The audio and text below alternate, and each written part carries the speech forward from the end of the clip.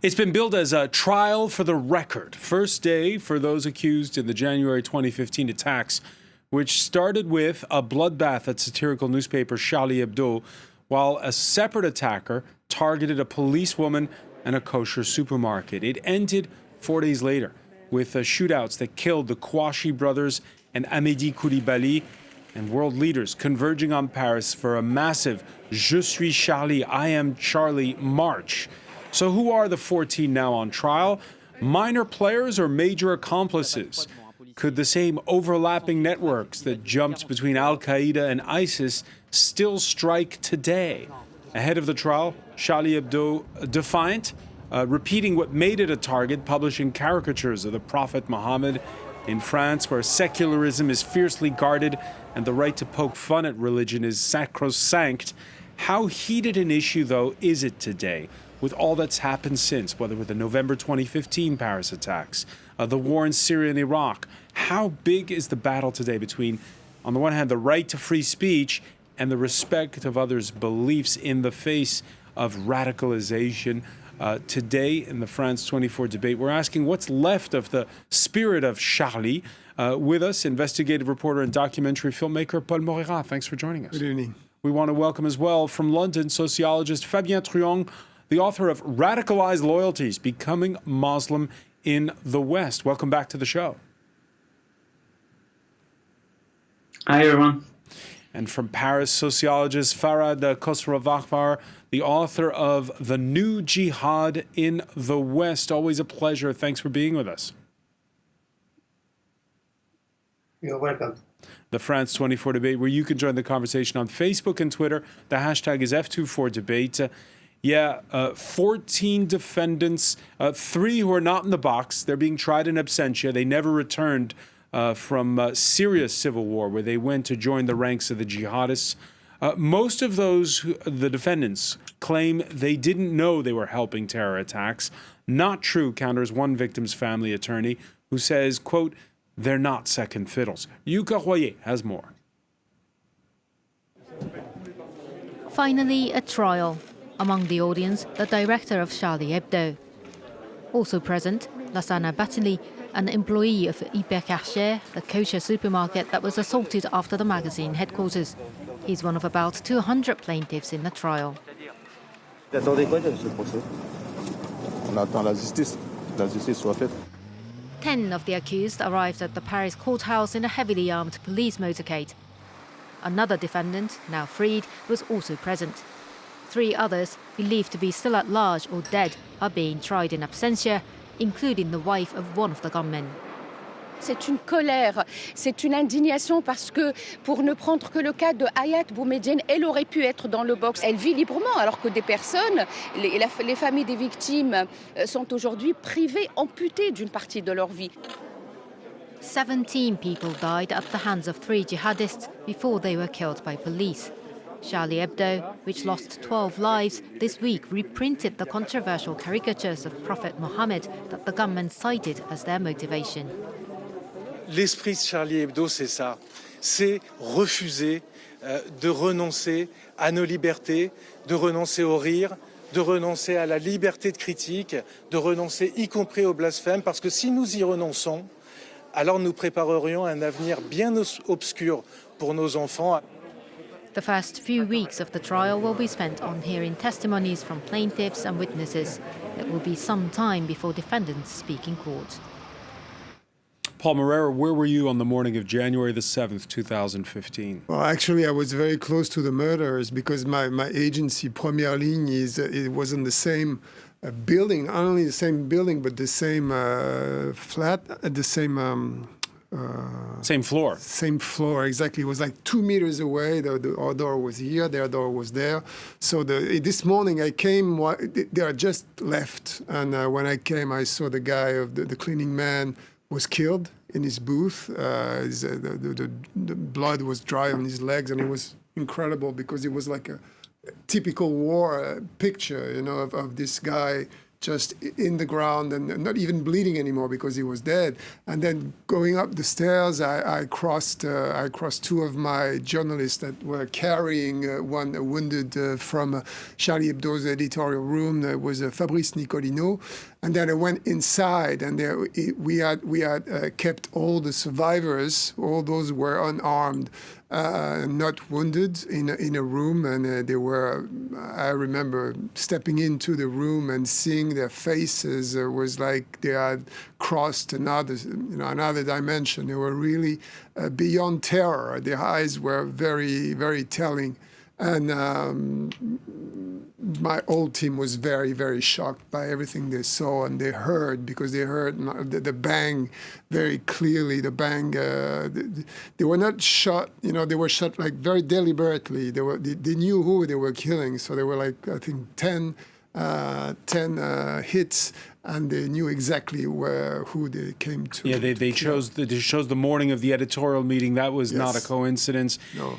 Paul, the way when you describe it that way, it defies reason. Do you think a trial like this one helps people to make sense of it all? Yeah, somehow. It's true that the guys who are now in the booth are not the real ones. They help. Obviously, I don't know the level, and the justice will be, hope, able to say to which level they help the operation. But I think we need to go back to this event. It was something, it was such a trauma. It was, for me, I was very, very scared. I remember in the afternoon of I remained in the theater where everybody was welcomed, and then it was all empty because everybody was in the hospital and the cops had gone and everything. And I was really, really frightened because I thought that maybe the real objective of the killers will become true in the next days, meaning that the society will be very polarized. In one side, the Français de souche, the blood French, true blood French, against the immigrants, the Muslims and everything. And I was really, really scared of that some kind of civil war could erupt. And actually, the opposite happened in January 11. There was this incredible demonstration that was totally... Yeah, 1 million people in the streets of Paris on that Sunday. Totally deprived of hatred. And it was a very unifying moment for us that had gone through this horror. It was a very important moment. So I think now time has come to reflect upon what has happened. And I hope that the trial will play that role. Farhad Khosrowkavar, we all can remember what happened that day in January of 2015 when the first attack happened, and of course a couple of days later the subsequent attack. It's interesting listening to Paul Moreira, because when these attacks begin, it's always reported as, is he a lone wolf or not? And then of course it always emerges that there are accomplices, willing or unwitting. Your thoughts on what you're hoping to learn from this trial?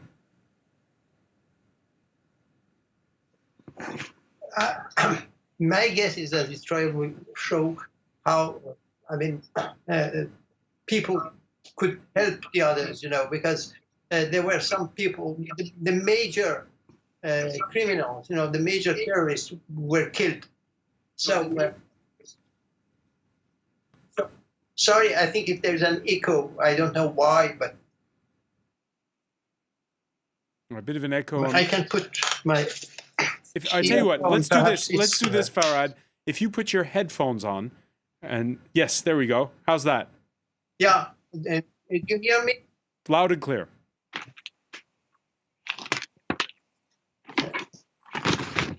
Yeah, I can...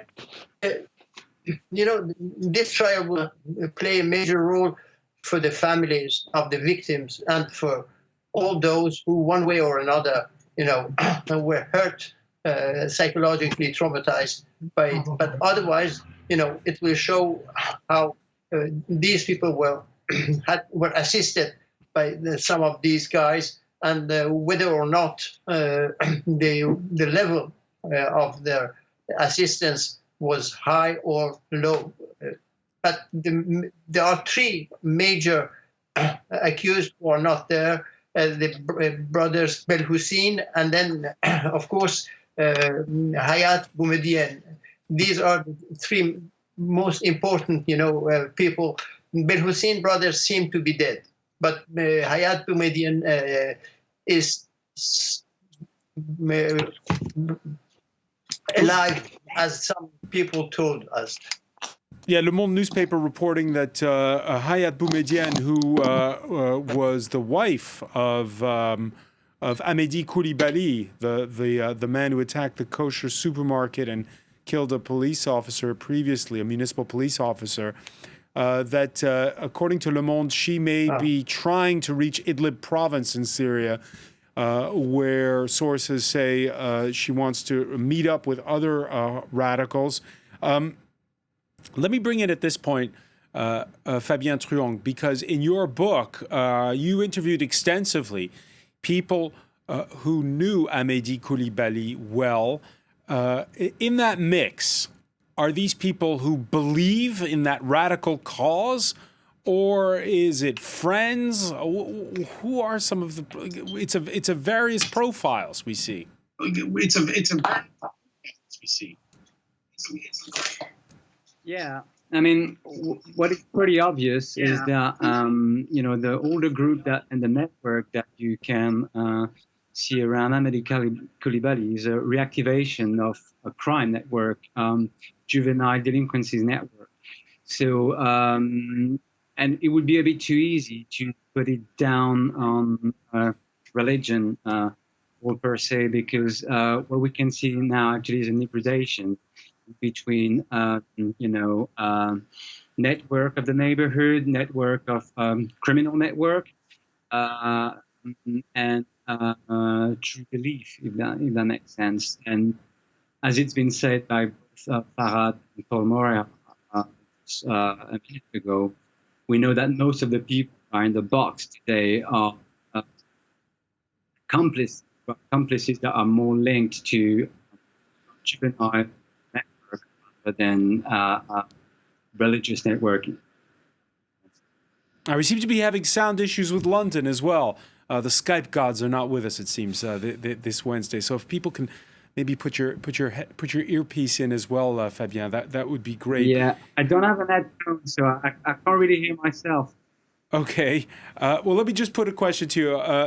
There is one character who's not on trial here, but who's a bit, if you will, the ideological father figure and the connection between the Kouachi brothers who carry out the Charlie Hebdo attacks and Amedy Coulibaly, who carries out the kosher supermarket attack. The brothers affiliated with Al-Qaeda, Coulibaly with ISIS, and one of those two brothers and Coulibaly meet under the auspices of Jamel Belg, who's been stripped of his French nationality after years of house arrest and imprisonment and sent back to Algeria in 2018. Jamel Belg, how key a figure is he in what happened? Yeah, I mean, you're right. He's a key figure. Is a very but what's kind of interesting is that he's often been presented as a guru. When you look at how Amedy Coulibaly met Jamel Belg in prison, what's pretty interesting is that he's got attracted by his personality more than by the religious beliefs. I mean, for instance, Jamel Belg was somebody who was really drawn into living with nothing, not being very materialistic, and this sort of moral stance was really impressing Amedy Coulibaly and his accomplices in prison more than religion. So to start with this first impression, which is drawn by the idea that you can change your life, and whether it goes for religion or not, in many ways comes afterwards. But what Amedy Coulibaly and his accomplices needed at the time is the idea that they could change their moral self, because being middle player from the business world, they needed a change of biography. And in many ways, Belg became a role model. And religion is a sort of a patch that comes afterwards. But from all the testimony that you can get from within the prison, before the religion, is this stance of changing your moral self, changing your goals in your life, basically changing your life. Because most of the people who, like Amedy Coulibaly and accomplices who have been involved into this attack, they're middle players in the juvenile business crime that are reaching a biographical impasse. So they need a change. And he offered this change to them at the wrong moment from lots of people. Farhad Koskor-Kavar, this promise of redemption, which results in terror attacks. I mean, I should go back to Begal, because Begal is a very charismatic figure. In prison, I interviewed lots of people, even the guards, were impressed by him. He has a very, very strong, charismatic, personality. And the way he believes in religion has influenced lots of people in prison and, of course, outside. So that is a kind of, a new type of, I would say, a charismatic religious figure that is able to join, action and ideology. And it's in that respect, he has made the kind of brilliant synthesis, pushing many young people, towards radicalization and violent action. I think it is a new generation of people who have been able to do that, and that's very important in order to understand how this could happen. So you have the guru, which is. And when it comes to, let me bring in Paul Moreira on this before we go to the break. You have the guru, in other words, quote unquote, who's not on trial. He's not even in the country. You have the foot soldiers who carried out the attacks and were killed at the time, and then you have the accomplices. There's someone that we haven't spoken about, and is an important figure. It's Peter Sharif. Peter Sharif was a teenagehood friend of the brothers Kouachi, and he went to Iraq to fight to join the great Zarqawi that was so glamorized by the occupation forces in the mid-2000s.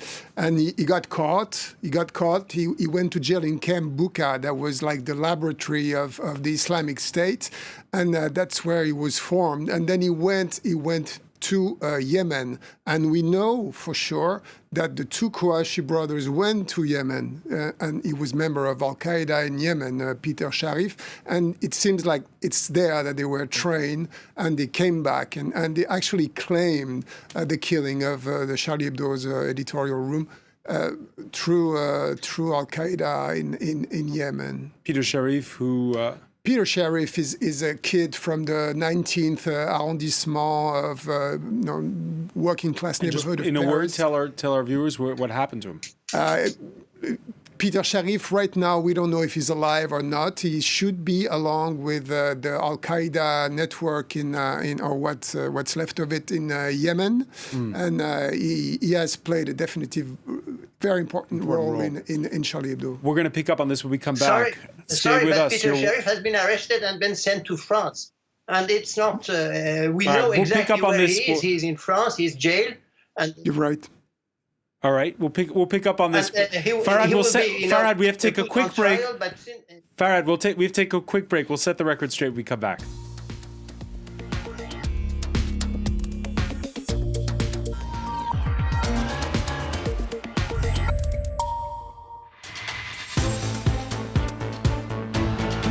Welcome back, or welcome if you're just joining us. It's the France 24 debate. We're looking at the opening day of the trial of alleged accomplices of the Kouachi brothers who targeted Charlie Hebdo in January 2015, and Amedy Coulibaly, who, while they were still on the run, those brothers shot and killed a municipal policewoman in the Paris suburbs, and then killed 4 shoppers at a kosher supermarket and held hostages who before being killed himself. With us is investigative reporter and filmmaker, documentary filmmaker Paul Moreira. From London, sociologist Fabien Truong, the author of Radicalized Loyalties, Becoming Muslim in the West. And in the French capital, Farhad Khosrowshahi, the author of The New Jihad in the West. Farhad, just before the break, you were telling us about the fate of Peter Sharif, who was instrumental in the Charlie Hebdo attacks. Exactly. He's alive. He has been arrested. He has been sent to France, and he will be put on trial.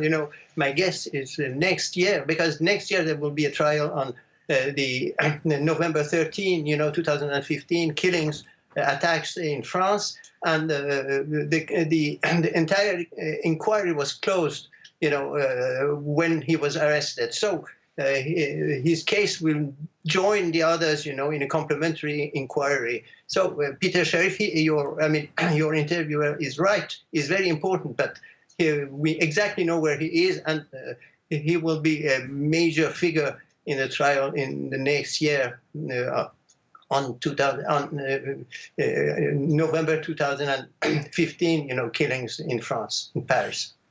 Paul Moreira, just one word. We were speaking earlier before the show with one of the attorneys for the victims' families in this trial, and regrets not so much over Peter Sharif not being in the box, but over the fact that these COVID sanitary rules for a trial like this one, you have to wear face masks during proceedings, and it takes away a little bit from the interaction with the defendants, she says. Especially because it doesn't happen very often, but this trial is going to be filmed for memory, for historical reasons. That I think it's like the third or fourth time it happens in France. So basically, you're going to see people with masks talking, and it does take away a lot of the intensity of what's happening, obviously. But I guess there is no solution about that. There's no other option. Fabien Truong, as you just heard Farhad Khosrowshahi say, one trial is going to beget another, because after those January attacks, there were, of course, the November 13th attacks, which most notably targeted the Bataclan concert hall, 130 killed that night in the French capital. And that trial is due to take place next year. With these two trials, for the record, trials for history, when you think about it, how much has changed in 5 years? Since 5 years, we have a conversation about this, which I believe now totally before. So in many respects, I think, and Paul mentioned it, we haven't bounced into a civil war. So there's been conversation about juvenile crime in the banlieue, about religion, about Islam, and, polarized debates as well sometimes. But there's been a conversation, and some policies have changed. So things have shifted after. If you look at other key factors, being the geopolitical factors, the Islamic State's position within the world is not the same now, so this is not a minor factor.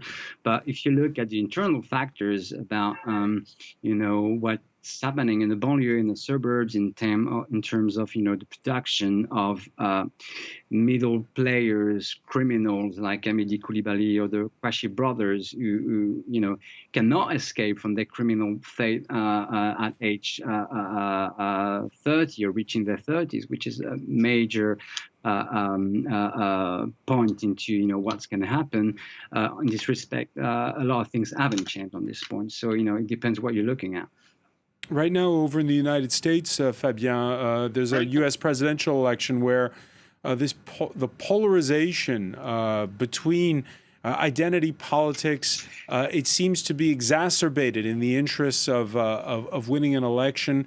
Do you fear that the same kind of thing could happen when France has a presidential election, and that this could rekindle the spark of those who are radicalized? Well, obviously, there's always a risk, and we've seen some politicians trying to play that card in France. But I think it was like Paul, like he mentioned, just right after the aftermath of the attacks, everybody was fearing that it could happen because it could be a possibility. But in many respects, it didn't totally happen this way. And if you look at the political spectrums, and COVID has taken a lot of space as well within that debate. So it doesn't look like it's going to turn this way. But I think everyone has to remain vigilant to have, I would say, decent conversation about things. And what we can hope about this trial is that the conversation will carry on, and that the will to understand, explain rather than demonize will carry on. But nothing is never really guaranteed. History showed us on many times. All right. After those attacks in 2015, the slogan went around the world, "Je suis Charlie," I am Charlie. But what did it mean to state "I am Charlie"? 5 years on, as the satirical weekly once again published cartoons of the prophet, that question is still relevant. Selena Sykes has more. 5 years on, cartoons of the Prophet Muhammad are once again on the front cover of Charlie Hebdo. The message is clear. The French satirical magazine will not be intimidated or change its values. Its reprint of the controversial caricatures on the opening day of the trial over the 2015 attack has left French people divided. L'esprit de la France, c'est ça, quoi. C'est une tragédie ce qui est arrivé à Charlie, mais il faut pas céder, quoi. Non, il faut pas céder. Je suis tout à fait favorable à la liberté de la presse, quelle qu'elle soit.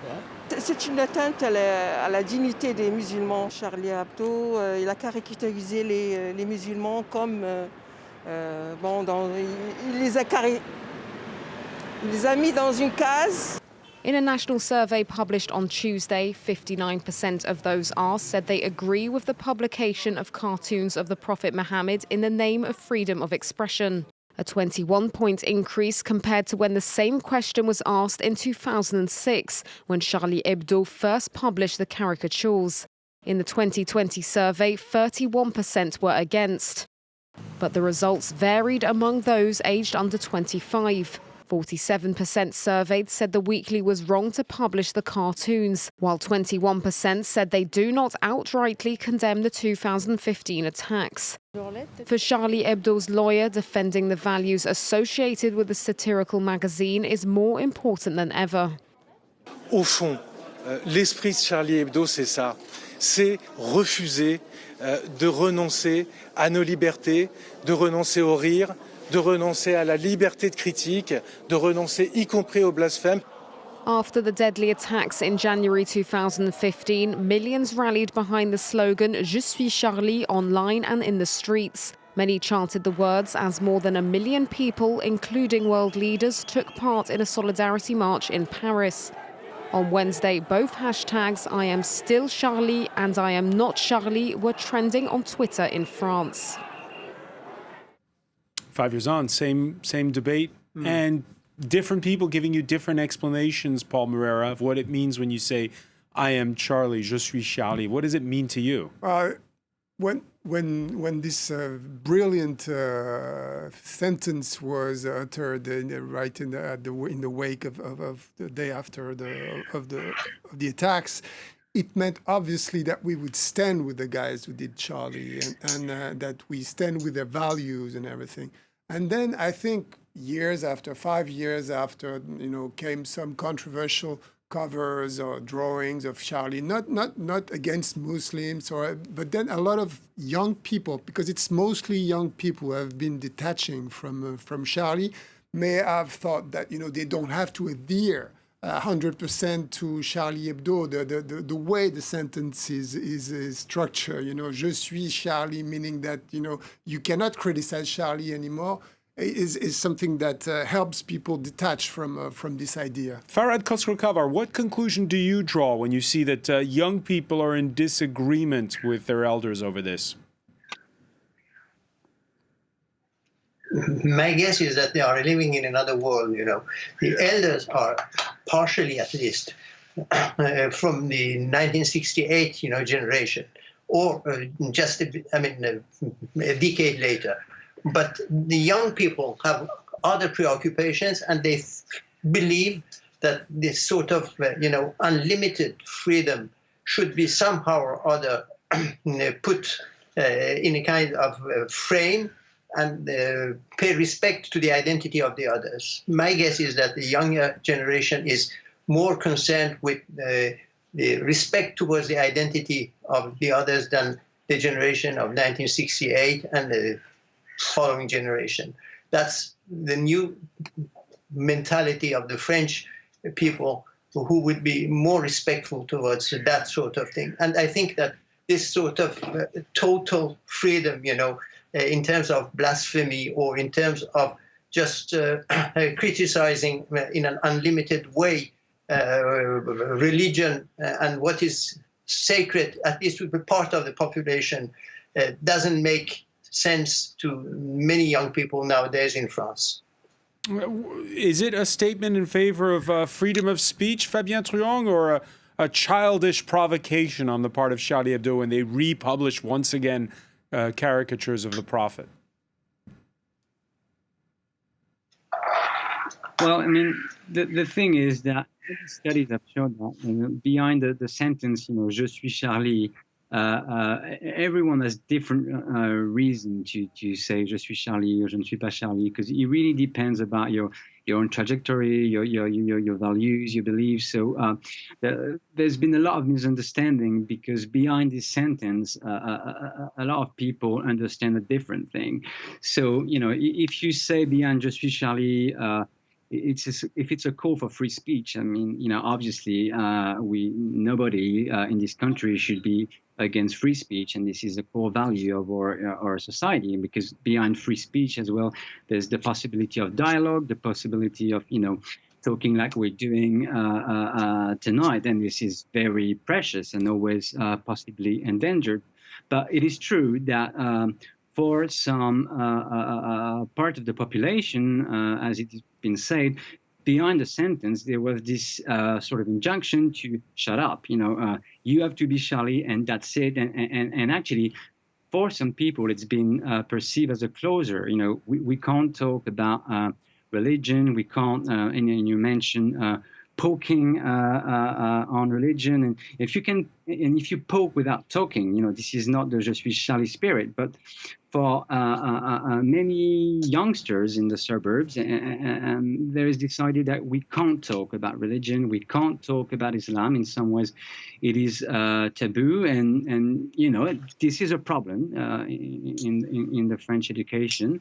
I think things are. I was going to ask you, Fabien, about this. I was going to ask you about this because as a Frenchman in London, Fabien, a lot of young people in a certain Islam and what they're looking behind this, and because there's not just religion in many ways, just to answer some fundamental questions, and it is possible. I'm a sociologist who's often on the ground. I've been a teacher as well in the suburbs, and I had long conversation about religion, even though myself, I'm not a Muslim, with youngsters who could be quite aggressive about it if they feel that it is taboo and that you're just going to poke and make fun of them, with this idea that if you're religious, you're stupid. So, there's often a fine line in between, injunction and, opening a dialogue. And, opening a dialogue is, I believe, what we want to hear behind "Je suis Charlie." And as a Frenchman living in London, you must spend an awful lot of time explaining why the French, for them, poking fun at religion is so important to be able to do it. Yeah, I mean, that is true that there's a real difference. I mean, I can probably sum it up in an anecdote, an anecdote that was obviously before COVID. So I was sitting on a terrace, in a pub in England, and there was a lady walking with a headscarf and with a boyfriend who had a sort of Muslim beard, and they were two English people just sat next to me, and they were saying, "Oh, they would have problem with the police if we were living in France, if we were in France," and that just that just came out just from the next door table. So. And obviously nobody was looking at them in the street at this point, which probably would be a bit different in France. So yeah, that is true that there's a different climate. But all that said, I don't think it's really relevant to understand, the spread of the rise of terrorism, because terrorism and Islamic terrorism has been really bad and strong as well in the UK. And the core reason of why these dramas could happen, which are structural and also socio-political and geopolitical reason, this sort of pub conversation is irrelevant to them, because forces are still playing. So you have to consider the whole picture, I guess. So Paul Moreira, you've gone to cover the rise and fall, if you will, of ISIS in Syria and Iraq on several occasions, and listening there to Fabien Truong talk about how you have France on the one hand, where even talking about religion can sometimes be a bit of a stigma, the UK where it's not, and yet in both countries, young people who've gone to join the jihadists. Yeah, but I think you mentioned the rise and fall of ISIS in the Middle East, and that's going to play a crucial role in the future, because I believe all that happened in 2015 happened in the context of a rising ISIS in the Middle East, and it seemed like this light right after Charlie Hebdo, we were able to infiltrate a reporter with a hidden camera within a jihadi group in French suburbs, and we could really record the reality of what's happening in the heads of those kids, and most of them were totally lost, totally fractured in their head, and had gone through drugs and many hardships, and it was like at a point of their lives, the Islam and the possibility to die for Islam was something that seemed like liberating for them. And the fact that ISIS was growing all gave a context, a panorama of if you invest your whole self into and you die for your faith, then you're going to be reborn somewhere in a paradise. But you really, without the context of the growing ISIS kingdom, I think jihadists, young jihadists, are not going to be so attracted. We're still going to have those crazy guys who would ram cars into people or use a knife against passerbys. But I think on the overall, this is going to instigate something with a bigger network. Do you agree with that, Farhad Khosrow-Kabar? My guess is that the rise and fall of ISIS has been paramount in jihadism in Europe.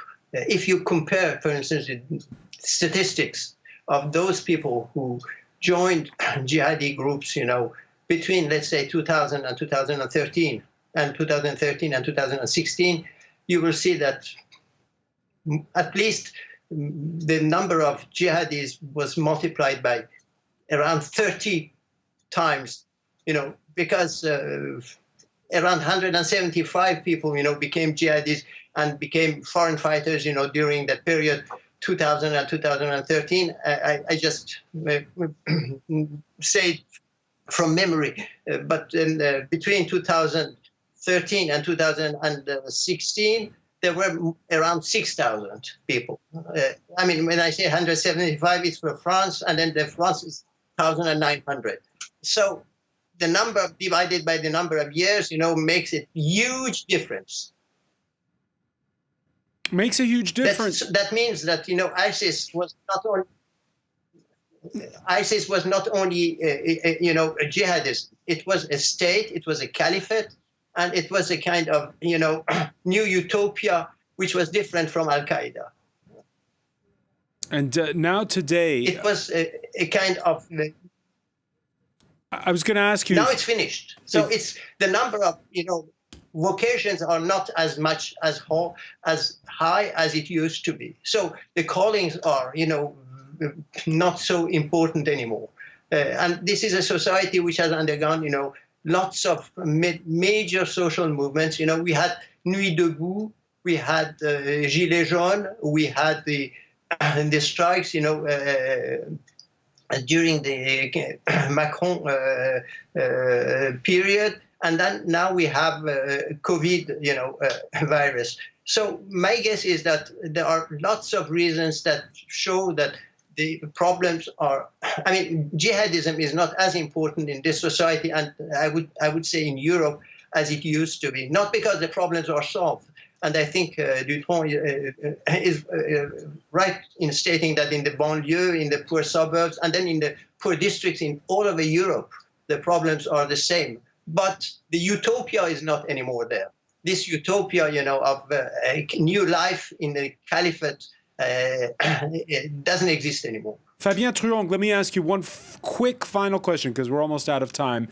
The last time you came on was when you had here in France, it was during the lockdown, an unexpectedly big Black Lives Matter protest in this country.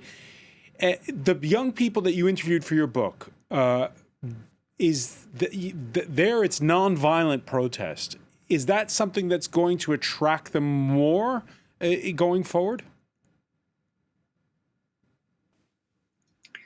Well, I mean, I don't think it's a question that attracting more or less, because they actually serve different motives. I mean, the Black Lives Matters has put the issues and the question of racism at the core of the debate, and the question of discrimination and so on and so forth. So, in this respect, it's highly attractive, and also there's this idea that there's finally a representation which seems legitimate and heard, on a wider spectrum. So that is sort of attractive. But the type of people who are already entangled into violent issues, and who, as it's been said, already fractured and have some, problem with violence, as well with the certainty of dying, because it hasn't been said enough. But most of the middle delinquent players